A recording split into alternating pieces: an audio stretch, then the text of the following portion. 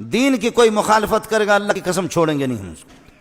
آپ کو اس پر تو جوش آیا، آپ کو اس پر کیوں جوش نہیں آیا؟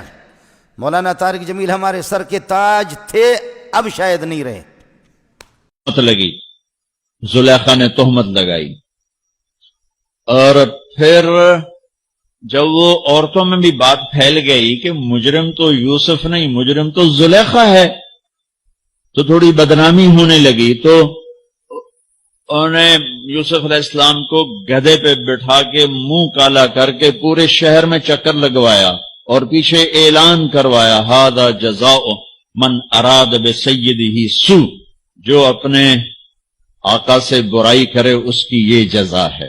یہ بازار میں نبی ابن نبی ابن نبی ابن نبی گدھے پر پھرایا جا رہا ہو، پھر جیل۔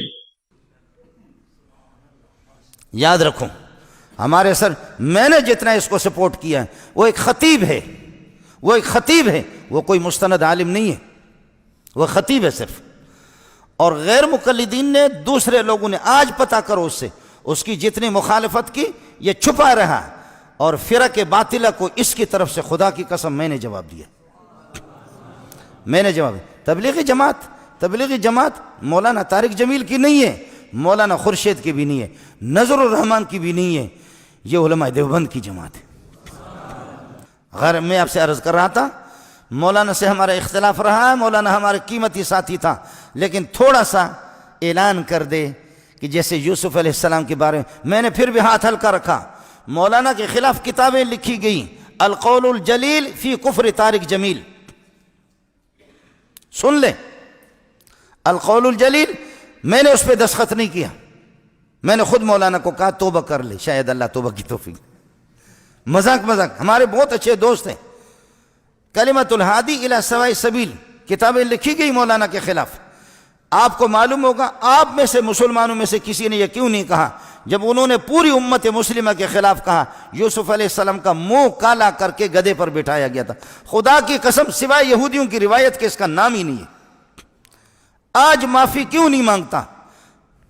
آج معافی مانگے، میں پوری دنیا کے سامنے اس کے پاؤں پہ جا کر کے پڑوں گا،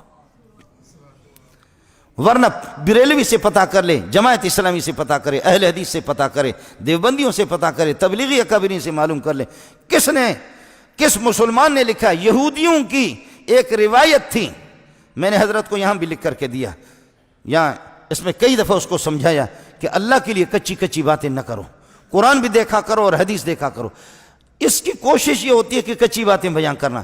مولانا ہمارے سر کے تاج تھے، انسان سے غلطی ہو جاتی ہے، معافی مانگے یوسف علیہ السلام سے، معافی مانگے، اور نہیں تو پھر آپ مجھ سے گلہ نہ کر لیں، میں اپنے رب کو راضی کر سکتا ہوں، آپ کو ناراض کر سکتا ہوں۔ یہ نیٹ پر موجود ہے، یہ لاکھوں انسان، پھر بھی سعودیہ کے علماء نے کافر قرار دیا، میں نے کافر نہیں کہا۔ آپ سعودیہ کے علماء کے بالکل موجود ہیں، انہوں نے کافر تک بھی قرار دیا کہ یوسف علیہ السلام کی توہین کیوں کی اس طرح۔ لکھا ہے کہ منظور مینگل نے طارق جلیل کو بہت کچھ کہا ہے، کیا علماء ایک دوسرے کو ایسے کہ جواب دی کہ طارق جمیل عالم نہیں ہے، وہ علماء کا بدترین دشمن، دین کا ایک مکار فریبی، تبلیغ کا وجود دنیا سے ختم کرنے والا ایک زہریلا سانپ ہے۔ اس کے علم کی کوئی بات سمجھ میں نہیں آئی۔ یہ جو مینگل نے کہا ہے شاید کم کہا ہے، وہ اس سے زیادہ کا حقدار ہے۔ بچے نے سوال کیا ہے نا کہ اس زمانے میں جھوٹی احادیث ہیں، اس کا آپ بتا دیں۔ ابھی تک تو کوئی کتاب لکھی نہیں۔ یہ ابھی ایک بیان آیا مولانا طارق جمیل صاحب کا، یوسف علیہ السلام کی جب جیل بھیجا گیا تو اس سے پہلے ان کا منہ کالا کر کے پورے شہر میں پھرایا گیا۔ کہاں یار سیدنا یوسف علیہ السلام کا ولیعاذ باللہ خدا کے پیغمبر تھے، کس نے آپ سے کہہ دیا کہ ان کا منہ کالا کیا گیا؟ جھوٹ کسی اور نے لکھا ہے، آپ اسے پبلک کو بتا رہے ہیں، آپ قائد ہیں، ہزاروں آدمیوں کی آپ رہنمائی فرما رہے ہیں، آپ پڑھیں تو صحیح نا، کوئی حوالہ تو بتائیں کہاں لکھا ہے۔ مولانا طارق جمیل صاحب کے کئی بیانات 10 سن لو، اور ان 10 میں جتنی حدیثیں وہ کہتے ہیں سب جھوٹ ہے، اس 20 سال ہو گئے اس صدی کو، یہ ہماری بات ہزاروں لوگ سنیں گے، ان 20 سالوں میں اتنا بڑا جھوٹا حضور صلی اللہ علیہ وسلم پہ جھوٹ اور تہمت لگانے والا ہم نے نہیں دیکھا۔ جتنے مولانا طارق جمیل ہیں 10 کیسٹیں سن لو، حدیثیں لے آؤ، ہمارے پاس حضرت ہی کے بعد جاؤ، کہو حضرت یہ ذرا حدیث کہاں آئی ہے دکھا دیں۔ پورا ڈھونگ رچایا ہے حضور صلی اللہ علیہ وسلم کے والد دادا پر نبی کریم صلی اللہ علیہ وسلم کی چند ایک پشتوں کا ذکر ملتا ہے۔ طارق جمیل صاحب پورا بیان کرتے ہیں کہ فلاں سے آدم علیہ السلام تک پہنچاتے ہیں۔ اے حضرت آدم علیہ السلام تک کہاں پہنچاتے ہیں؟ آپ اسے ثابت بھی کریں۔ 40 باپ آپ گنتے ہیں، دادا پر دادا 40 پشتیں، 40 پشتوں میں حضرت عبداللہ سمیت رسول اللہ صلی اللہ علیہ وسلم کے والد سمیت ہر ایک کی عمر اگر 1,00,000 سال بھی مان لی جائے تو دنیا 40 لاکھ سال سے زیادہ پرانی۔ آپ ان آثار قدیمہ کو کیا کریں گے؟ آپ سائنس کی تحقیق کو کیا کریں گے؟ جب یہ جھوٹ ہے تو کیوں آپ لوگوں کے منہ آتے ہیں؟ اگلے جو منکر اور دہری ہیں وہ کہیں گے حضرت دنیا بنے کروڑوں سال ہو گئے، کس آدم کی بات آپ کرتے؟ کتنے جھوٹ گنوائیں؟ حضرت رسالت پناہ صلی اللہ علیہ وسلم کا نسب یہ ہے، یہ سب جھوٹ ہے۔ اللہ کہتا ہے تو یہ کر تو میں یہ کر، تو یہ کر کے تو دیکھ میں یہ کروں گا، تو کر کے تو دیکھ یا میں کروں گا۔ یہ 8-10 جھوٹ گھڑے ہوئے، بڑا پاپولر ہوا، لوگوں نے بینرز اس کے چھاپ دیے۔ ایک صاحب ہمارے بھی دوست تھے، ہم اس میں لکھ دیا مسند احمد میں آیا، میں نے کہا مسند احمد یہ پڑھیے ذرا نکال دیں یہ کہاں ہے۔ چپ۔ اس کا نقصان یہ ہوتا ہے پھر جب ہم جیسے لوگوں کے پاس یہ چیزیں آتی ہیں اور عقل مند سائنس یہ وہ جدید پڑھے ہوئے بچے آتے ہیں کہتے ہیں جی یہ ثابت کریں، ہم کہتے ہیں یار یہ جھوٹ ہے، لوگوں کا دین پہ اعتبار اٹھتا ہے۔ طارق جمیل کی اس زمانے میں تقریر سننا گناہ سے خالی نہیں ہے، کیونکہ اس کی تقریر جادہ حق سے ہٹی ہوئی ہے، اہل سنت والجماعت کے خلاف رفض اور بے دینوں کی باتیں کر رہا ہے، اس لیے اس سے پرہیز مناسب ہے۔ کہتے ہیں کہ ایک مولوی صاحب تقریر فرما رہے تھے، انہوں نے کہا کہ حضرت یوسف علیہ السلام کو جیل میں ڈالنے سے پہلے نعوذ باللہ ان کا منہ کالا کیا گیا، گدے پہ بٹھایا گیا، شہر کے چکر لگوائے کہ نعوذ باللہ ثم نعوذ باللہ لا حول ولا قوت الا باللہ انا للہ و انا۔ اللہ پاک اپنے انبیاء کو اتنا ذلیل اور رسوا نہیں کرتے۔ انا لننصر رسلنا والذین آمنوا فی الحیات الدنیا ویوم یقوم الاشہاد۔ اللہ فرماتے ہیں ہم اپنے رسولوں کی مدد کرتے ہیں۔ یوسف علیہ السلام کا جیل جانا جو ہے یاد رکھو یہ کوئی بطور سزا تو تھا ہی نہیں، تمہیں کیوں گدھا پہ بھی بیٹھنا پڑ گیا؟ اس مولوی کو کسی نے بٹھایا ہوگا گدھا پہ، اس نے اپنا غصہ یوسف علیہ السلام پہ نکال دیا۔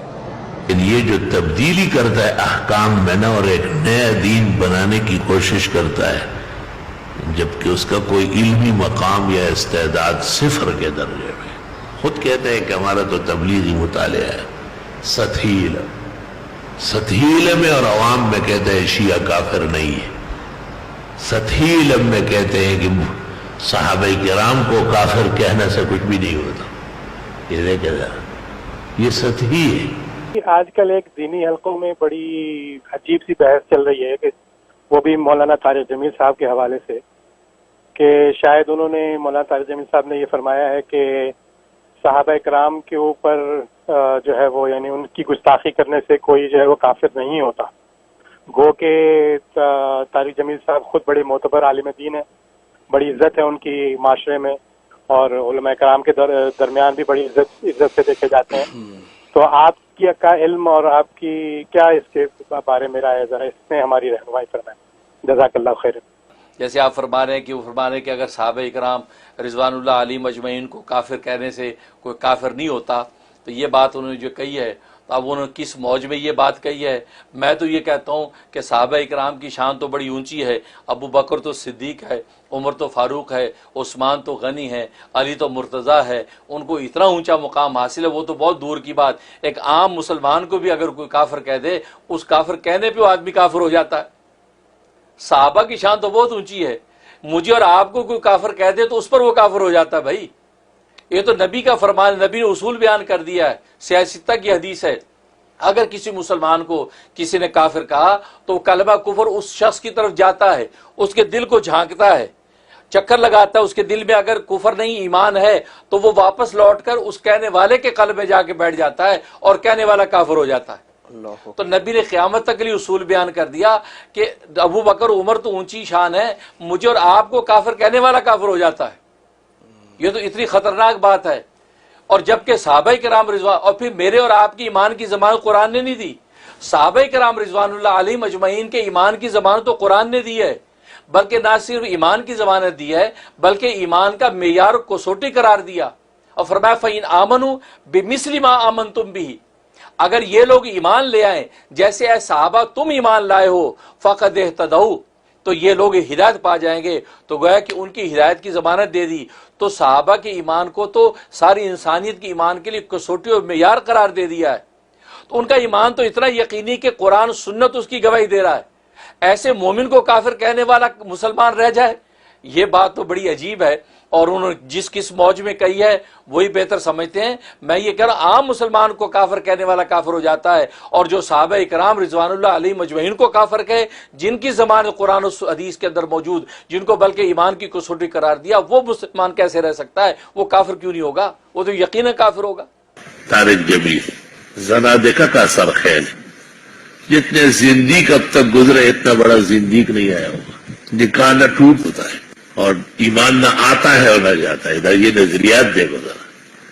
اور میرا کو بیٹی بنایا، میرا نے ہر شہر میں ایک شادی کی، خاوند کے ہوتے ہوئے دوسری شادی ہوتا۔ رواہ طارق جمیل نسلاً و اصلاً خود وہی ہے جیسے میرا ہے، یہ بھی وہی چیز ہے، صرف سر ٹھگی کا امامہ اور چہرے پہ ٹھگی کا داڑھی۔ یہ تبلیغیوں کو شکار کرنے کا حملہ ہے، نہ ہی سمجھ۔ بعض باتیں اس کی بہت دکھ کی ہے۔ تو کہتے ہیں قرآن مجید میں ہدایت نہیں، ہدایت تبلیغ لے لے پہلے میں۔ ایسا واضح توہین شاید کسی نے نہیں کی ہوگی۔ قرآن کہتے ہیں دل للمتقین، یہ کہتے ہیں قرآن میں ہدایت نہیں۔ بالکل قرآن کو اللہ کی کتاب آسمانی منزل نہیں مان رہا ہے۔ ان کی تمام باتوں سے واضح ہے کہ قرآن شریف کتاب نہیں مان رہا، اور یہ روافظ کا اثر ہے، کیونکہ روافظ بھی موجودہ قرآن اور اس کا ظواہر اس کو غلط کیا ہے۔ جو لوگ ان کو دیندار یا عالم یا ہم کو معلومات نہیں ہے غریبوں کو، ہر جگہ وہ یہ بیان نہیں کرتا۔ ایک بیان یہ ہے کہ مولانا مودودی احمد رضا خان ارکان اسلام میں سے، اور ایک بیان یہ ہے کہ اگر یہ حضرات نہ ہوتے تو علماء دیوبند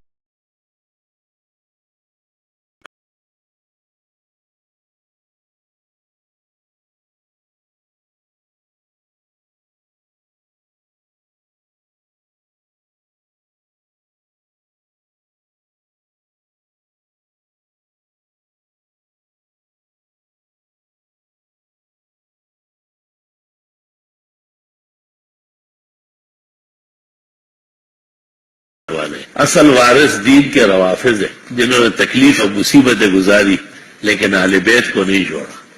یہ گلگت میں تقریر کی اور تمام باتوں کی تصدیق کی، کسی ایک بات کا بھی نہ کہتے یہ کہا ہے میں نے۔ علماء دین شر سے پہلے واقف نہیں ہوتے، جب اس کی جڑیں لگ جاتی ہے، شاخیں نکل آتی ہے، پورا جھنڈ بن جاتا ہے، پھر کیا ہوتا ہے؟ پھر تو آپ کا مقابلہ کرتا ہے۔ اس سے پتہ چلتا ہے کہ اس کی تقریر میں جو لوگ جمع ہوتے ہیں اور بڑا رش بنتا ہے، یہ بھی ایک سازش کا حصہ ہے، یہ بھی اس کے ساتھ معاونت کرنے والوں کے کوئی حربہ ہے۔ نہ وہ خوش آواز ہے، نہ خوش الحان ہے، نہ اس کے علم میں دقت ہے، نہ صحت ہے، تمام اسرائیلیات خرافات بیان کرتا ہے۔ توبہ! تو یہ کمزوری میں تو سب میں ہو سکتی ہے، لیکن ایک سازش کے تحت قرآن و سنت کے خلاف ایک مہم چل رہی ہے۔ وہ میڈیا اور ٹیلی ویژن وہ کم ہے، یہ بہت زیادہ ہے۔ آپ دیکھیں 2-3 سال میں ایک دفعہ اس کو ممبر کے ایوانٹ میں بٹھا لیتے ہیں کہ یہ بٹھاتے کیوں؟ وہ نے توبہ کی ہے۔ کب توبہ کی؟ توبہ ہو ہی نہیں سکتی اس کی۔ اس نے خود کہا ہے یہ تو میرا مشن ہے، جن مسائل کو علماء بیان نہیں کرتے میں بیان کرتا ہوں۔ سب سے پہلے ایک قاری صاحب ہے وہاں سرگودا میں، وہ تشریف لاتے ہیں کبھی کبھی، اس نے مجھے کیسٹ سنایا۔ تو جب میں نے یہ باتیں سنی بڑی حیرت کی میں نے کہ وہ کہتے ہیں قرآن شریف میں یا سیرت النبی میں یا مغازی کے اندر ہدایت نہیں ہے، ہدایت کے دین سے نکل کر بنی اسرائیل میں جانا پڑے گا۔ تو میں بڑا حیران ہوا۔ محمد انور شاہ کو میں نے بلایا، اس کو سنایا، تو اس نے کہا کہ چونکہ وہ دین کا بہت بڑا دائی ہے نا، تو بے دین لوگ ان کو نہیں چلنے دے رہے. اور اس نے فون آن کیا، معلوم ہوتا ہے کہ محمد انور شاہ کا ان سے رابطہ تھا، تو اس نے فون اٹھایا کہ ابو سے بات کریں. میں نے پوچھ لیا تو اس نے کہا یہی بات میں نے کہی، یہ میری تقریر ہے. یہ میں نے انور شاہ کو کہا اب جواب دو. اسی طرح وہ مودودی اور احمد رضا کو جو ارکان اسلام کا ہے وہ بھی کہا بس ایک طریقہ ہے، کیا کرو مجبور ہو جاتا. یہ طریقہ ہے، جب آپ کہیں گے تو کہیں گے بس ختم ہو گیا، آپ نے غلط. بالکل ختم نہیں، وہ اس پر پورا ڈٹا ہوا ہے. اس کے بعد امریکہ نے ایک جگہ یہ بیان کیا، تو گلگت میں سالانہ اجتماع کے اخیر میں شیعہ ملنے آئے، تو ان کو دیکھ کے لوگوں کو کہا آپ یہ نہ سمجھے کہ یہ کون ہے، یہ اس دین کے اصل وارث آ گئے. لیکن پوری تقریر کو جو ہے نا شکار، وہ صرف شکار کے لیے، اصل جملہ اس کا یہ ہے کہ یہ اس دین کے اصل وارث لوگ یہ آ گئے.